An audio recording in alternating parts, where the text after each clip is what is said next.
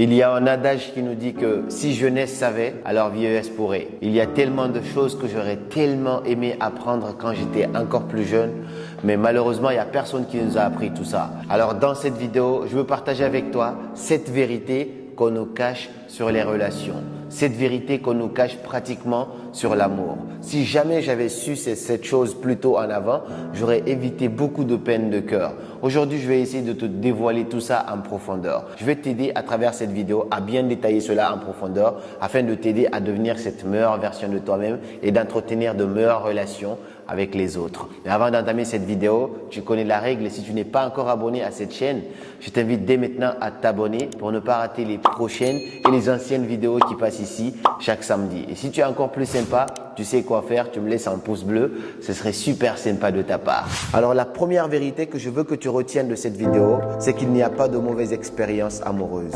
La plupart du temps, on passe notre temps à dire « ouais, mais c'était une très mauvaise expérience ». Non. En fait, il n'y a pas de mauvaise expérience. Il n'y a que des expériences plutôt favorables ou des expériences douloureuses. Mais toute expérience reste au moins quelque chose. Dans le passé, moi aussi, je pensais la même chose. J'ai rencontré certaines personnes qui étaient vraiment très toxiques pour moi. J'ai cru que c'était des mauvaises relations. J'ai cru que c'était des mauvaises expériences, mais ce n'est pas le cas. En fait, chaque personne qui entre dans ta vie vient pour une raison principale. Il y en a qui vont t'apporter du bonheur, il y en a qui vont te faire du bien, mais vraiment beaucoup de bien. Il y en a qui vont te faire du mal, mais tout en t'enseignant quelque chose. Donc, chaque personne qui entre dans ta vie arrive pour une bonne raison bien spécifique. Tu vas forcément apprendre de chaque personne qui entre dans ta vie.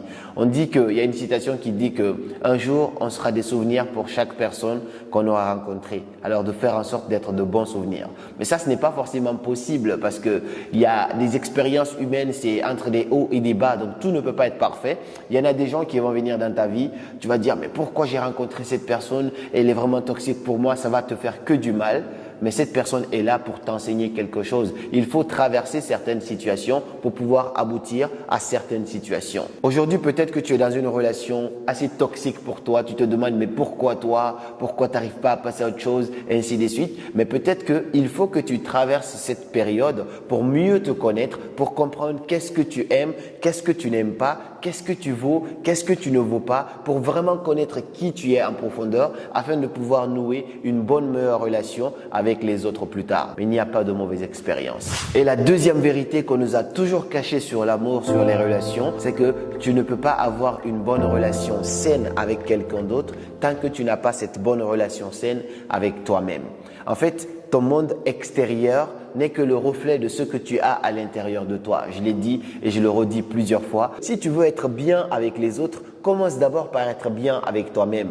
Aujourd'hui, moi j'ai rencontré pas mal de personnes en coaching qui ont l'envie brûlant, l'envie mais vraiment brûlant de rencontrer quelqu'un. Ils se disent « ouais mais il faut que je rencontre quelqu'un, j'en ai marre de la solitude ». Mais en fait, tant que tu n'es pas prêt déjà à apprécier ta propre compagnie, tant que tu n'es pas prêt à être bien avec toi-même, comment tu t'attends à être bien avec les autres? Parce qu'on dit que ton monde intérieur reflète ce que tu as à l'extérieur. Donc si tu es bien avec toi-même, quand tu rencontres les gens, tu vas dégager cela. C'est-à-dire que tu n'es pas dépendant de l'amour que quelqu'un d'autre va te donner. Mais si tu n'es pas bien avec toi-même, tu as peur de te retrouver tout seul, tu as peur de te retrouver avec la personne la plus importante de ta vie qui est toi. Alors, comment tu penses être bien avec les autres? C'est pourquoi beaucoup de gens sont dans des relations toxiques parce que les gens n'ont pas commencé d'abord par être en couple avec eux-mêmes avant d'être en couple avec l'autre personne. Tu n'as pas pu comprendre quels sont tes besoins, qui tu es. Tu ne te connais pas parce que tu n'as pas appris à passer du temps avec toi. Quand tu es avec l'autre, tu vas être là à quémander de l'amour. Ouais, mais donne-moi de l'amour. Ouais, mais dis-moi que tu m'aimes. Ouais, mais achète-moi des cadeaux. C'est bien de recevoir tout ça de la part de quelqu'un, mais on le quémane, c'est parce qu'on n'en a pas assez pour nous-mêmes. Donc, la meilleure façon de se mettre en couple avec les autres, c'est d'abord commencer par se mettre en couple avec soi-même. Se mettre en couple avec soi-même, c'est pas se porter une bague et dire « ouais, voilà, je suis en couple avec moi-même ». Non, c'est juste commencer à kiffer ta propre compagnie. Commence à passer du temps tout seul. L'une des personnes les plus charismatiques, les plus fortes pour moi dans ce monde-là, c'est une personne qui est capable de s'inviter au resto lui-même. C'est une personne qui est capable de se dire « aujourd'hui, j'ai envie de voir tel film. J'y vais, je vais voir ce film ». C'est une personne qui est capable de se dire « j'ai envie d'aller dans tel pays parce que je ne l'ai jamais vu. Ok, il n'y a personne qui veut venir, j'y vais quand même ». Une fois que tu as atteint ce niveau-là, il n'y a personne, mais jamais personne qui pourra déstabiliser ta paix intérieure. Et la troisième chose que je veux que tu retiennes sur l'amour, que personne ne t'a jamais dit, c'est que les couples qui s'affichent le plus ne sont pas forcément les couples les plus heureux. Et ça, beaucoup de personnes n'ont pas compris ça. Se comparer aux autres juste parce qu'ils s'affichent sur les réseaux sociaux, c'est la pire façon, on va dire c'est la meilleure façon plutôt de se sentir mal et de détruire sa vie. Parce que tout ce qu'on te montre sur les réseaux sociaux n'est pas la réalité des gens. Je connais des couples aujourd'hui qui se parlent limite pas dans la vraie vie. C'est-à-dire qu'ils sont vraiment mal, ils vivent dans une relation 10 fois plus toxique. Mais s'afficher sur les réseaux sociaux, ils sont les plus heureux. Quand tu les vois, tu te dis « Waouh, j'ai envie d'être à leur place, ces gens-là ». Et du coup, tu détruis ta vie, tu te dis « Ouais, mais il faut être un couple pour pouvoir être heureux. Regarde, eux, ils sont mignons, ils sont trop magnifiques ensemble. » Il y en a aussi qui sont un couple qui passent leur temps à se comparer à d'autres couples.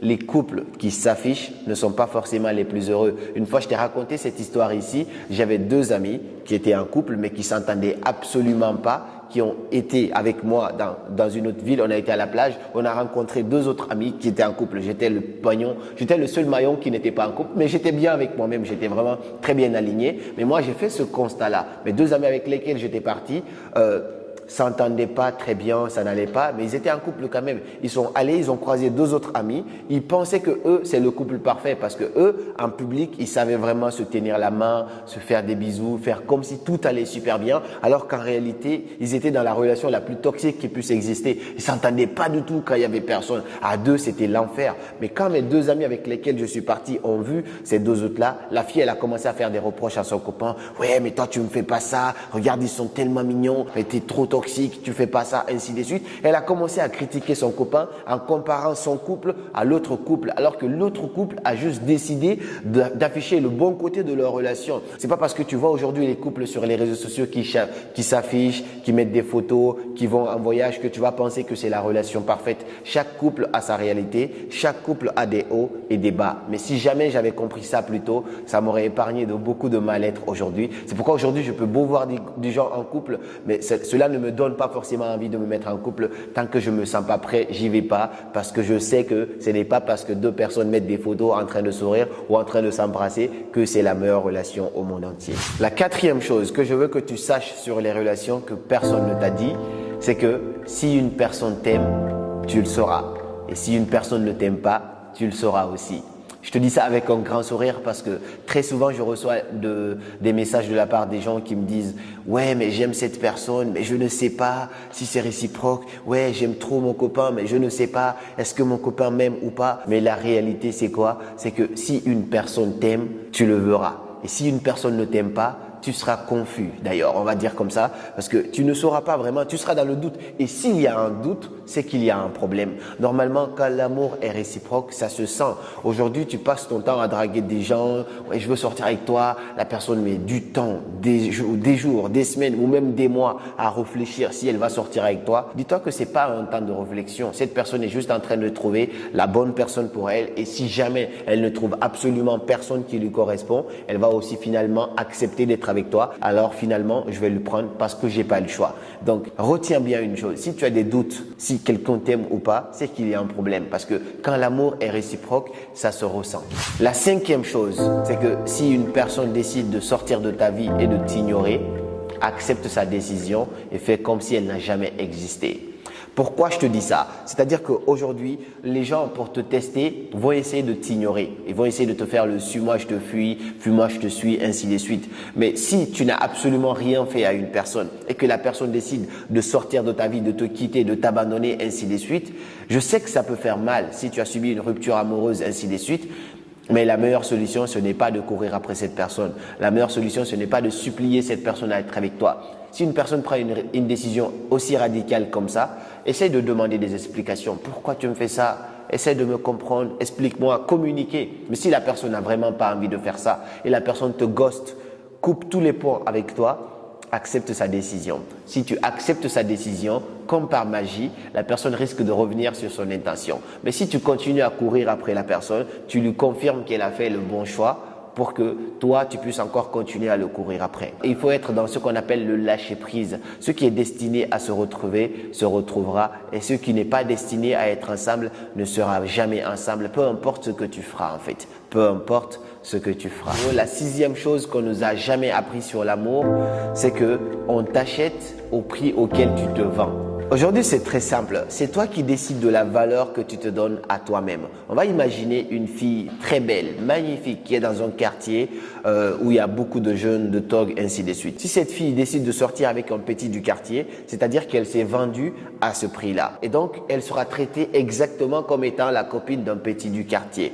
Toute sa valeur qu'elle avait, si elle avait une valeur sur 10, elle va se retrouver à une valeur sur 2 et elle sera exactement traitée comme ça. Le gars va la maltraiter, ainsi de suite, va pas lui donner assez de considération. Mais si à l'inverse, cette fille, elle se réserve, elle se dit, je sais que je mérite mieux qu'un fumeur, qu'un dealer, ainsi de suite. Elle essaye de sortir avec quelqu'un qui est beaucoup plus présentable ou quelqu'un qui a beaucoup plus une vision de l'avenir, pas forcément un riche, c'est pas ça le plus important, mais quelqu'un qui a une vision, qui est ambitieux, qui a envie de faire de belles choses. Alors cette fille, elle se serait vendue à ce prix-là. Donc on t'achète toujours au prix auquel tu te vends. Et ce n'est même pas que ça comme exemple. C'est-à-dire que c'est toi qui décides en fait vraiment de la valeur que tu te donnes. Si tu te donnes de la valeur, les gens te prennent comme tu te donnes. Si tu rencontres une personne pour la première fois, la personne t'estime forcément et te donne des valeurs que toi-même parfois tu ne te donnes pas. Mais ça, c'est en fonction de comment tu t'es présenté à cette personne. Donc c'est pourquoi on dit il faut toujours soigner son apparence avant de se présenter aux autres. La façon dont je m'habille, c'est en fonction de cela que les gens vont m'accorder de la valeur.